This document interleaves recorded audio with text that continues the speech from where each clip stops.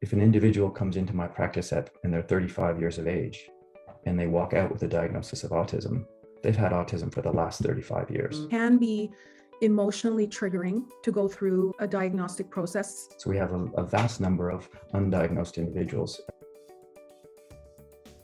that around roughly 2.5% of the population of children here in BC currently have a diagnosis. Children with autism, the ratio is the same in adults, and there's no reason to suggest it isn't. And if we do the math, roughly 100,000 individuals in this province over the age of 19 would likely meet criteria for autism. If we go back 20, 30 years ago, the vast majority of individuals being diagnosed with autism were male, about 5 or 6 to 1, and generally had IQs that were lower than the average population.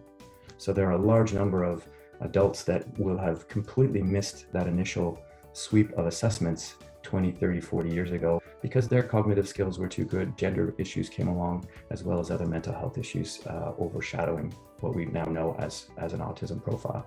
Fortunately, many children grow up and turn into adults, so we have a vast number of undiagnosed individuals. There are at least 4 major components to an adult diagnostic assessment. The first part is the structured observation. It's called the ADOS, the Autism Diagnostic Observation Schedule. I generally don't do the whole thing like I do with children. The second component would be developmental history. If a parent is available, that's ideal. If we don't have a parent available, I try to gather all the history I can get. So school records, sometimes even videos, journals, speak to a sibling, spouse, an aunt. And then the third component, a series of questionnaires that I would give the adult themselves, but maybe also an informant, someone else who either lives with the adult or who knows the adult really well. Fourth component would be to do a very thorough timeline of the vocational history. What are the strengths that they have in the workplace and what are the challenges? It can be emotionally triggering to go through a diagnostic process. It can bring up memories of traumatic events, bullying, abuse. What's in it for me?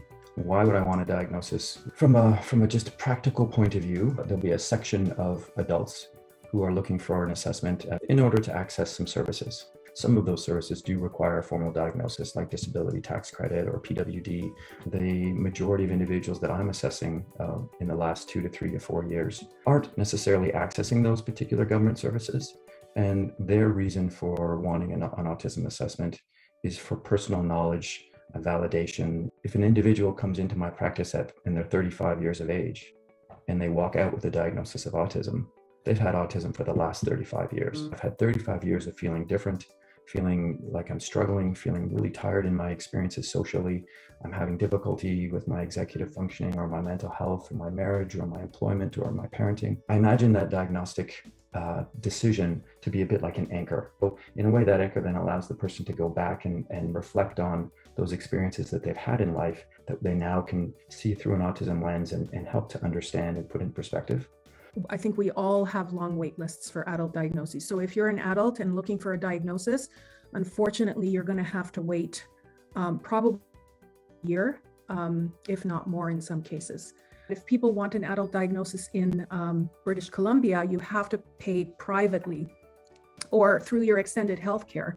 16, 18 hours of work, which it usually includes the writing of the report and the feedback meeting that you have to discuss the results, the recommendation. It can get quite costly, right? So we're talking somewhere in the 3,600 to even 4,000, depending on how much is involved. For most people, this is not feasible. Ideally, we need public systems to move into the diagnostic realm, number one. And number two, we need to really look at how we provide these diagnoses. How do we then move it into the public system to allow individuals to walk into a local clinic, for example, and walk out with the diagnoses?